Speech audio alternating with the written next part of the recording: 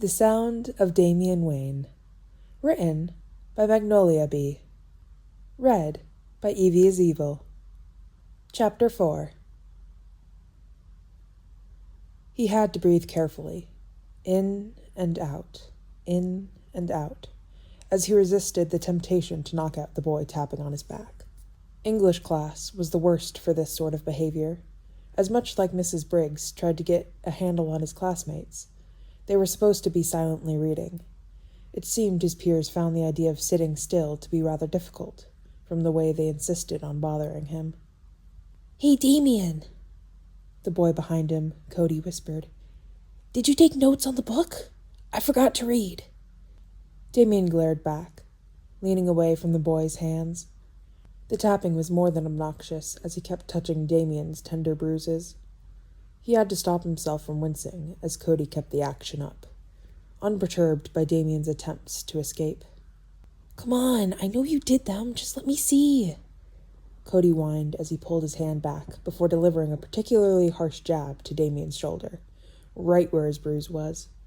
He hissed in pain, slapping the hand away as he balled his fists up.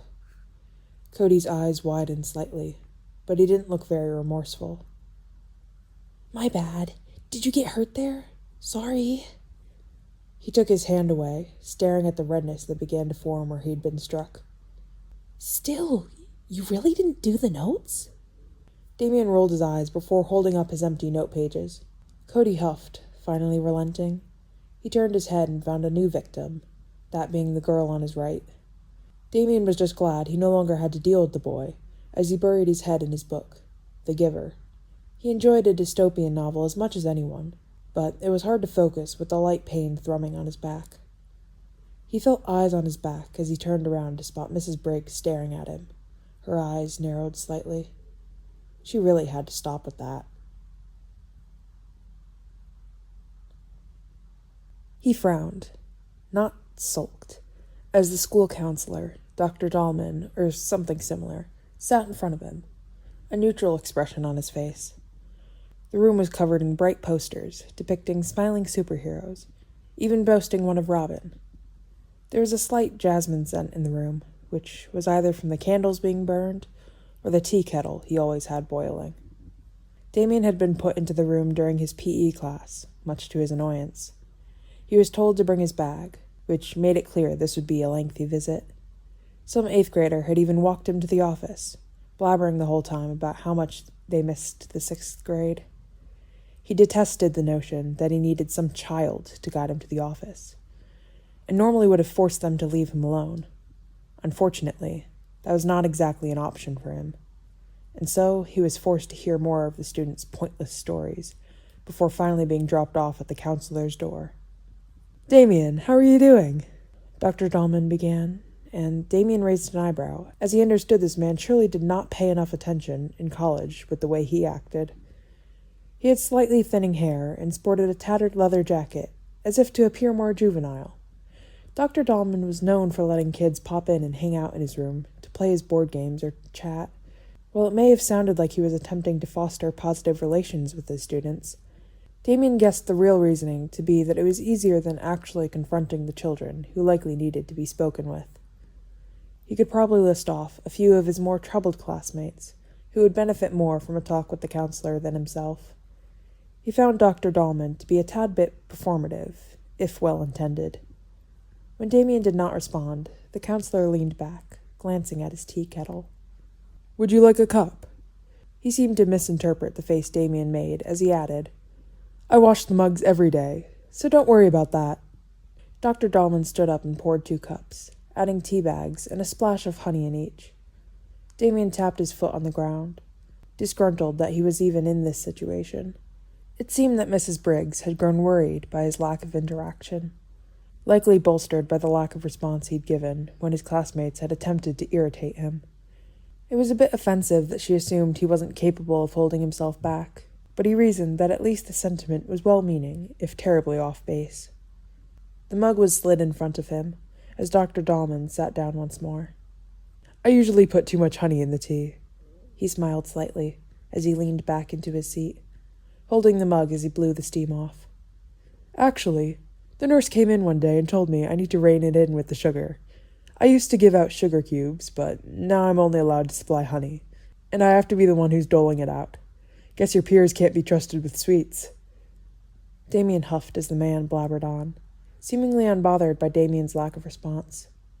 He stared at the clock, wishing it would move faster. It was Monday, 2 days since his last patrol. Another few days without seeing his father or siblings. They were still clearing up the mess with the drug deal, and so were, of course, busy. "I heard you like to draw," Dr. Dahlman said as he pulled open a drawer on his desk. Damian noted this fact.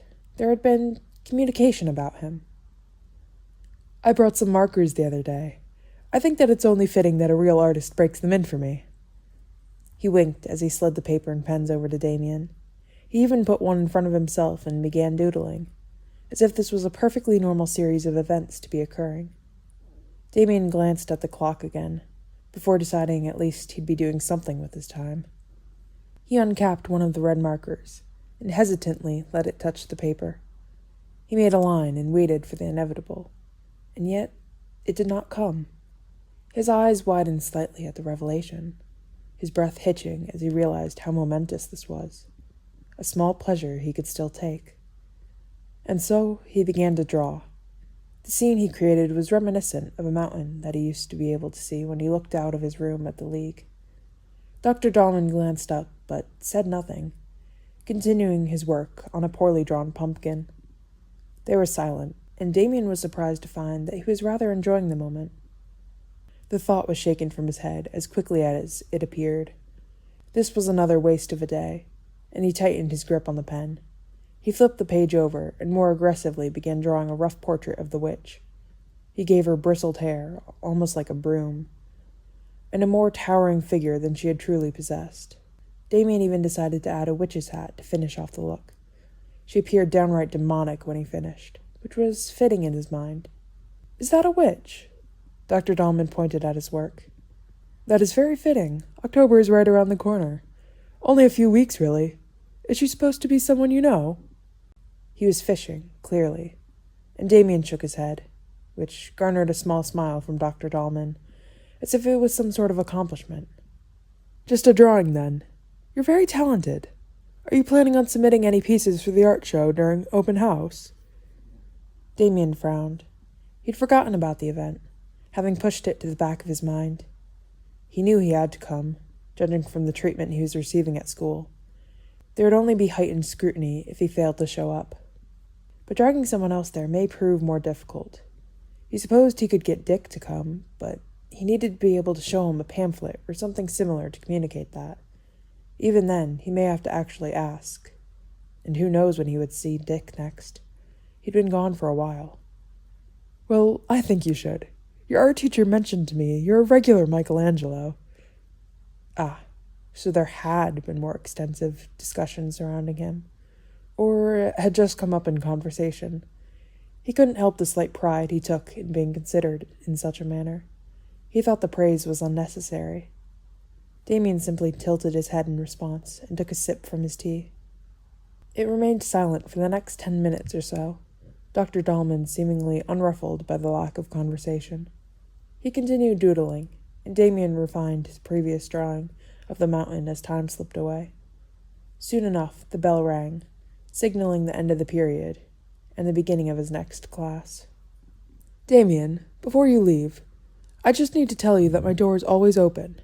If you ever need to just sit and draw in my room, that's totally okay." Dr. Dahlman had a casual demeanor, but seemed serious in this instance. Damian bit at his cheek, knowing that the longer he was without a voice, the more suspicions would grow. "All right," he let out, turning his head so the man wouldn't see the slight twinge of pain on Damian's face, as he felt a new injury forming on his thigh. It didn't really make sense to him, the inconsistency in pain and scope.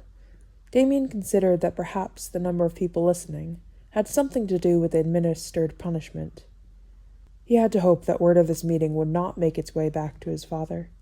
He couldn't imagine the awkwardness that conversation would entail, as Bruce tried to question why the counselor needed to talk with him, nor the potential shame if any of the others found out as well. He was certain Tim and Steph would make fun of him. and he'd once again be unable to defend himself.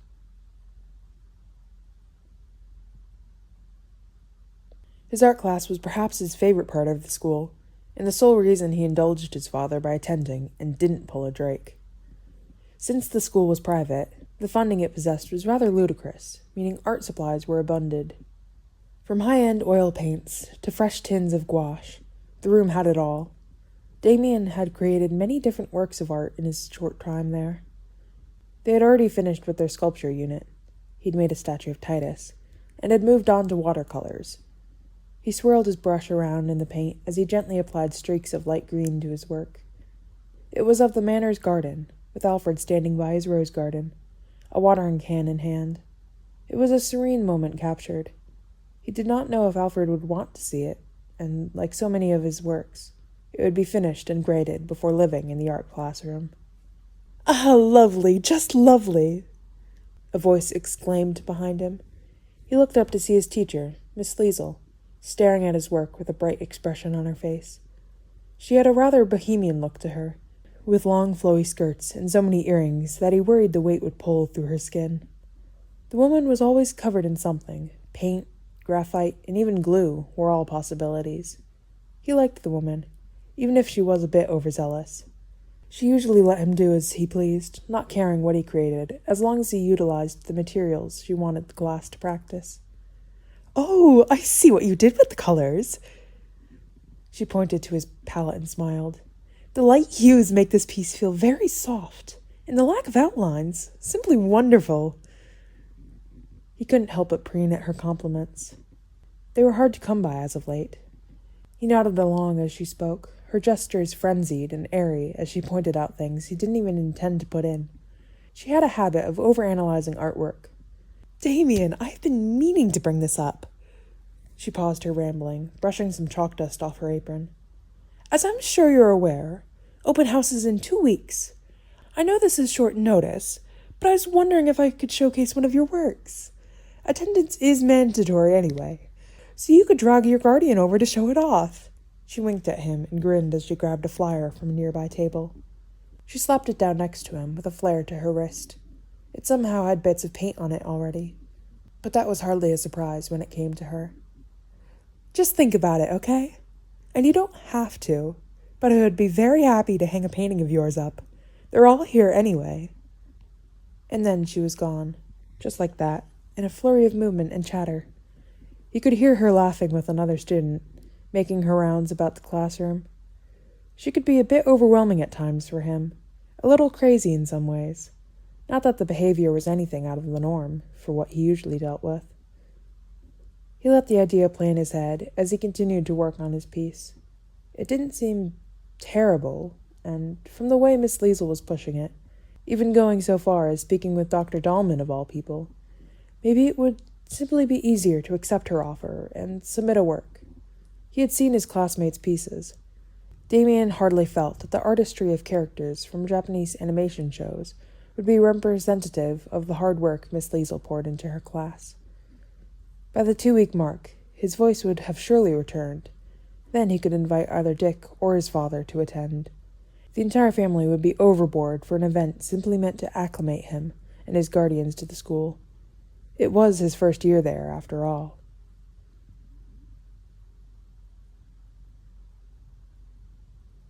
The flyer felt flimsy between his fingers as he read it over and over again. Every student had to attend unless they had a valid excuse.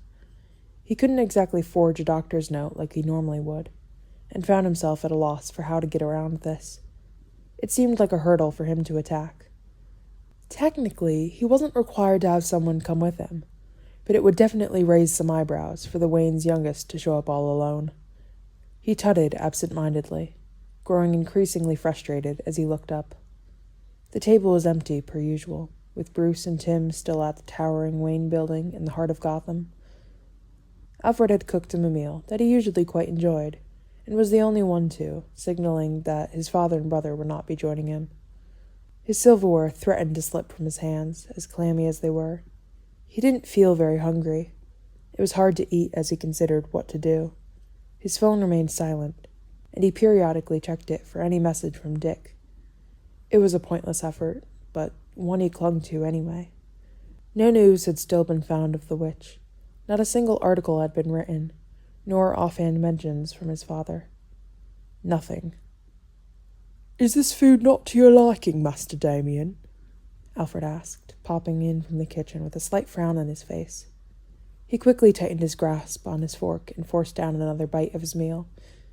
It was good and home-cooked, yet he still lacked the appetite to truly enjoy it. Alfred narrowed his eyes slightly, but permitted him to continue as he returned to the kitchen. Damian ate around half of the food, an acceptable amount, and inclined his head as a show of gratitude before leaving. His footsteps guided him to his father's office. His desk was covered in papers, indicating the workload he was currently dealing with. Damian crumpled the flyer just slightly before smoothing it out and placing it on his father's desk. It was in the center, on top of his father's computer. He was guaranteed to see it. It would not be preferable if Damian went alone to his school's open house. Miss Liesel's words still hung in his head, and he found himself tempted by the idea. He was never one to show off his art, only allowing his family to see gifted pieces instead of ones he made for himself. They were personal, and so they would not be fitting to show at his school, even if he is certain his teacher would permit it. Too much carnage and bloodshed, likely not what middle schoolers tended to create. His feet guided him to his room, where he glanced at his desk. It was clean and organized, with a small pile of neatly arranged sketchbooks off to the side. He opened one of them, leafing through the pages for ideas. It couldn't be representational, so that axed out any imagery of robins or Nanda Parbat. He turned page after page, shooting down each idea and doodling until pausing on one particular sketch. It was a family portrait of his father, Dick, Jason, Tim, and Cass. Even Steph and Alfred were included. They were all gathered at the very dinner table he sat at each night. It was a jubilant scene of laughter and cheer. He had drawn it a few months ago, forgetting about its existence in the time since. He considered it for a long while, running the risks through his head. He, of course, would not be able to include Jason, as he wasn't known to be alive to the general public, but the rest could stay. They looked happy together, in a way he had never seen them be when all gathered. Perhaps it was his lack of presence in the portrait that had allowed him to draw their faces so at peace. A sight he may never have seen of them all together, but one that very possibly had existed. A world without his anger, his violence, and vitriol that seemed to permeate every room he stepped in, like a thick fog. In every moment that he opened his mouth. Yes, it could work. He grabbed a canvas from his closet, a pencil set, and a kneaded eraser. If he was banned from patrol, he was still not going to sleep on a different schedule. For one thing, he had gotten too used to staying up so late, too used to the adrenaline highs of nighttime crime. His pencil seemed to move on its own as he sketched in an almost frenzied manner, adding small details and carefully drawn outlines of each part of the picture. His favorite part was drawing Dick's smile. It was a pleasant curve, with a slight upward swing to it, almost effortless to create after having seen it so many times. Many hours later, he sat back and appreciated his work. It was better than the sketch he'd created earlier, refined and polished. Where Jason had sat was replaced with an empty chair and a jacket thrown over, the man's favorite one. If he couldn't add him, Damian felt it prudent to at least signal in his own way that he was there. He imagined him outside on a smoke break, or sneaking some of Alfred's dessert before the rest could have a bite. Dick had an arm thrown around Tim, who was laughing at something Steph was saying. Cass was smiling in the direction of where Jason was supposed to sit, almost like there was some sort of ghost in his place, and Alfred was standing to the side, a fond and exasperated expression on him. His father stood at the head. He had a soft smile as he looked at all of his family, all those who mattered. It was a saccharine moment for such a broken group. It stung to look at, but he felt the pain to be no different from the aches of his body. He was done being silent, done being ignored. Sometimes he wondered if it would be different if one of the others suddenly did not speak. If Tim were without a voice, the others would catch on swiftly, All of the efforts would go to aiding him, to helping. Yet Damian would never receive the same reaction, the same concern, and the same care. He supposed he had yet to earn it, yet to demonstrate that he would do the same for them. One had to prove oneself for such treatment, and it was naive to expect it from the get-go. He was wondering why it was taking so long for him, though. He would have thought that after 2 whole years, something would have changed. Perhaps he needed to try harder. And that is the end of Chapter 4.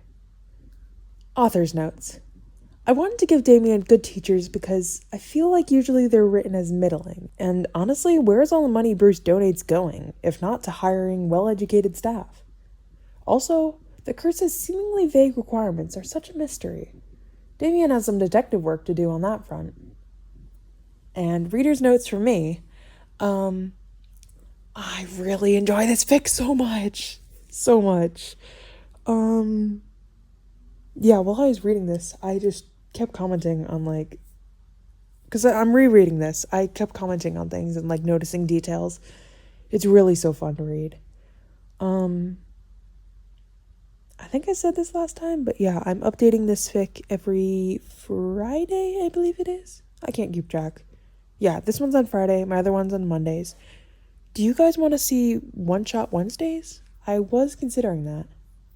I might have to, like, stock up a few of those before I do that, though. But, it really was fun reading. Hope you guys enjoyed, and see you next time. Bye!